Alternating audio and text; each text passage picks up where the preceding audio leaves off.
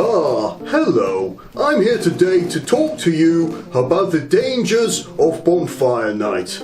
If you're planning on attending a firework event this evening, then please remember these 3 golden rules. Rule 1.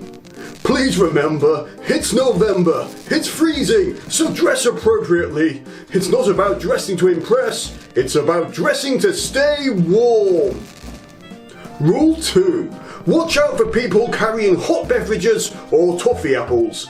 If you bang into these people, you will become a sticky mess. Rule 3. Please make sure you go to the toilet before attending these type of events. The cold air and excitement will only make you need to wee. It's better to be safe than sorry. If you follow these 3 rules, I'm sure you'll be safe. You know what they say, remember, remember, and be safe in November. Happy Bonfire Night!